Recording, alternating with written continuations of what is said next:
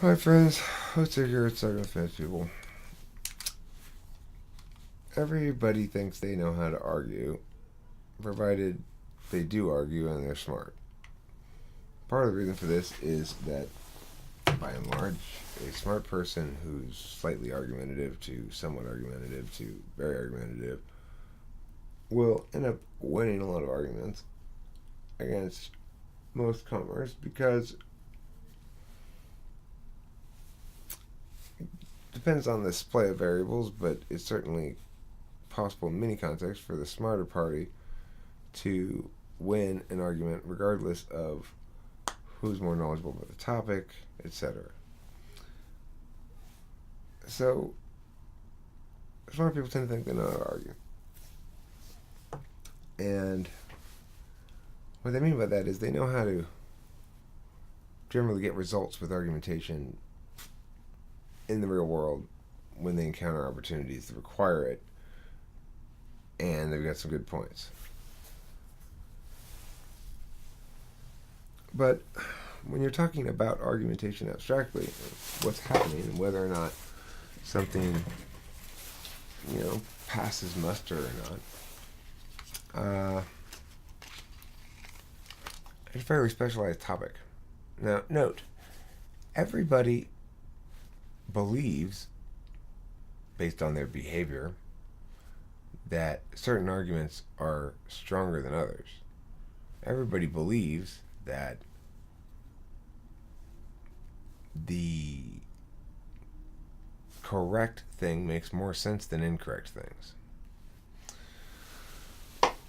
Nobody would dispute that there are some, for example, policy prescriptions advocating courses of action that are ill-advised. We have a common enough understanding of the good that it's pretty easy to find axiomatic deal breakers. For example, if your thing will solve the problem but will also give a million people cancer, we're not going to do that unless the problem's really, really, really, really, really big. So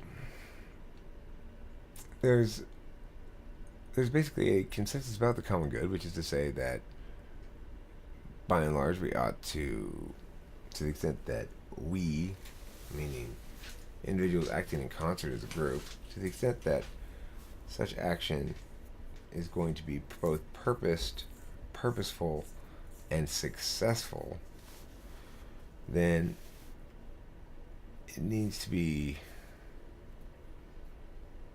I'm so tired right now. So goddamn tired.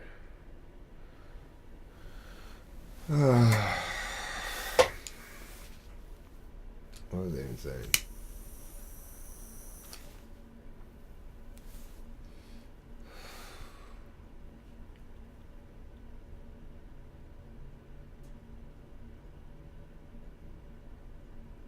Well, you need to have certain willingness to parse things fully out, and you either have to have some knowledge or a lot of intuition, and even then you need at least a little knowledge. The thing about arguing with people is it's not anything like what people think. And if people are able to listen and be fair, then one thing that everyone will note at some point along their development is there's a difference between being responsive and non-responsive. If I tell you that we should go to the park because we'll get a raffle ticket that gives us a 1 in 5 chance of winning $1,000. And you go, but I don't want to go to the carnival because I don't like to ride the rides. And you go, okay, well, we don't need to go ride the rides. I just want to go get the raffle ticket and see if we win $1,000. We got a 1 in 5 chance. There's 2 of us. We each have a 1 in 5 chance. Well, that's two distinct 1 in 5 chances, which is like, I don't know. I don't think it's 2 in 5. I think it's probably like,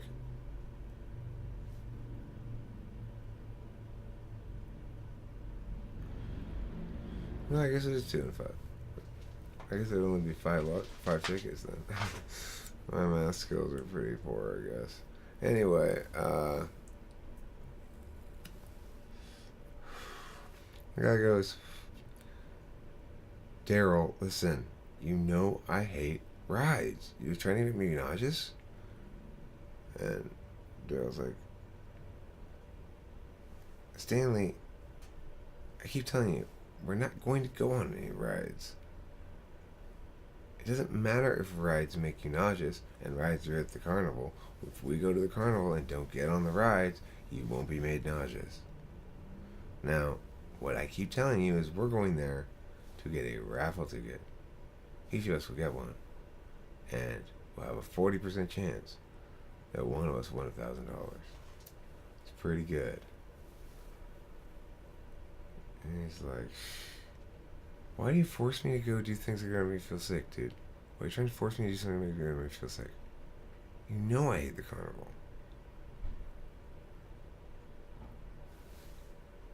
You're not responding to what's being said. This is what happened to me last night. And, you know, I wish I was straw manned, except I was just ignored in terms of what I was actually saying. I'd repeat it many times. People who don't understand how to argue think that somehow arguing is disagreeing. But in a discursive event, an argument, a period of time spent discussing a topic, it leaves a record behind of the actions of the agents in the round. They're metaphysical actions. They're claims, assertions, justifications, impacts, etc.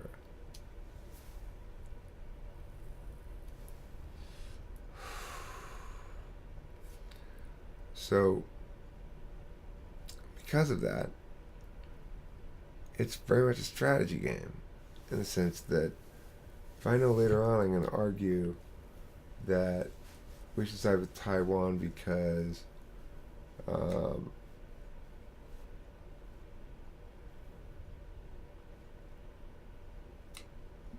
it gives an economic advantage over China, then I shouldn't use a framework that says we need to decide this purely on principle. Economic benefit is maybe considered in a principled evaluation, but the problem with something like that is the question can be distilled down to, well, which do you prefer if they're in conflict? So if you have a situation where rights or principle is in conflict with economic interest, which do we prefer? And that will narrow down your framework to where it needs to be narrowed to.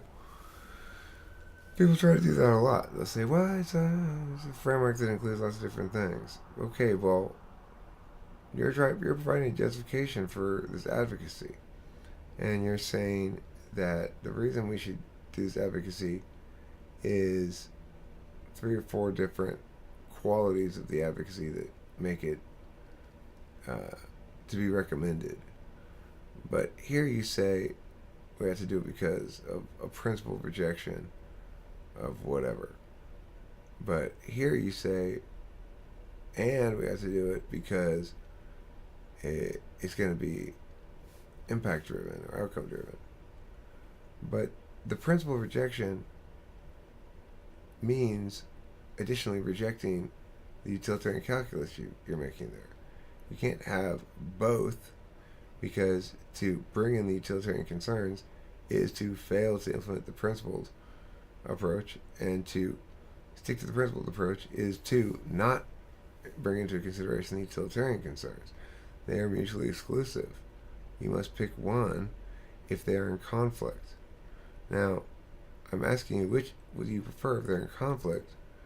And the person, if the person refuses to answer, then there's no reason to prefer their framework in general. I'm just going to say, well, they didn't answer my question about which aspect of their framework to prefer when they're in conflict. He didn't dispute that they can get into conflict. So obviously, his framework's dead in the water. Prefer mine. He was unable to answer my point about that. He didn't answer the question. He doesn't even know why he's advocating this. We ought to give it no validity or weight on the flow as a consequence. It's not necessarily the winning argument on that point, but you see where I'm going with this. That because of the way that statements mean things and prevent other kind of statements from being meaningfully asserted, argumentation is one thing that can always be objectively determined, provided it's done slightly better than bad. If people are too sloppy and are too non-responsive, I mean, it's easy to maybe if one party's non-responsive, it might be easy to pick a winner, but you still can't. The only way to explain why is just say, well, all of his impacts to him because you didn't respond to any of his actual warrants. You made up your own warrants and responded to them and strum in the fuck out of them. So if that's what's going to happen there, but the point is,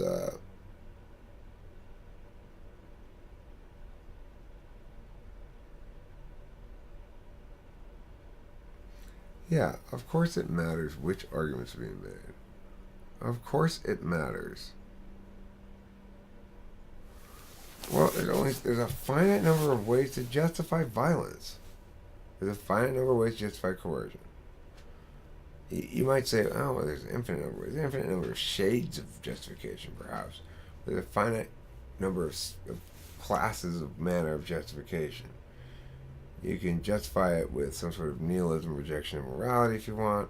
You can justify it with self-defense or some other responsive violence claim. You could justify it with, in certain circumstances, perhaps preventative violence, and that's more of a utilitarian approach. You could justify it, you justify it with religious reasons. You justify it from personal self-interest reasons. I need to commit a crime because I'm poor or whatever. There's lots of different ways you can justify it, but there are a finite number of kinds of ways. And so, as a consequence, when people try to advocate bullshit, I've heard it all before. None of the bullshit reasons really withstand scrutiny. And the fact is, if we just do the discourse properly, doing the discourse properly means listening to what the other guy's saying, not for politeness reasons or learning reasons or anything, but to make sure that you do the basic required courtesy of responding to what the person is actually saying. That's step one. Then you start to understand how argumentation works, because you go, oh, he's right, or he's got me cornered here. I can't really do anything argumentationally, because if I go this way, he's gonna refer to the fact that I said this other thing before. If I go this way, he's gonna, and then you start to get it a little bit. You still need a certain amount of jargon. You understand that there are three levels: metaframework, framework, and contention level. That's true for any argument. A lot of times, in most arguments, nobody ever invokes metaframework. Most commonplace casual arguments like, what movie should we go see or whatever. Metaframework would be like,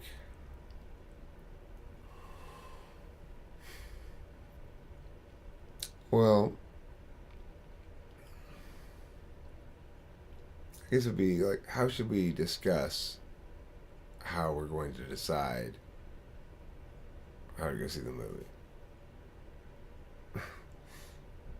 And you're discussing it wrong, therefore we should go with my choice, because of your bad discussion technique. once we're done with the discussion, we should go with my choice once we begin the choosing part, of course. It's very complicated. Anyway, framework is just like, well, we should pick the movie that makes us happiest. We should pick the movie that gives us the most education. We should pick the movie that, man, that's just regular framework. And then contention level is like, we should go to that movie because it best upholds the framework. We said we agreed we should go see the movie that's most educational. So we should go see Educational Film 101 because it's the most educational of all the films we have on our list of possibilities. That upholds our framework, which means that's what we should go to. Anyway, yeah, that's how shit works. So, if you're a smart, intellectual person, especially if you're a voice that's respected as such, and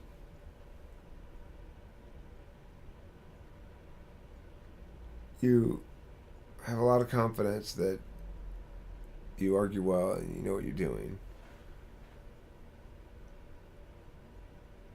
it's a good place to be in to begin to learn for reals what you're doing. You may be doing lots of things really well. Even if that's the case, if you don't know what it is you're doing and how it operates mechanically, you'll never get past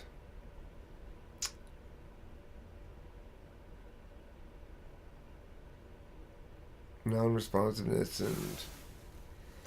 and relativism, a failure to recognize the objectively determinate quality of argumentation chains.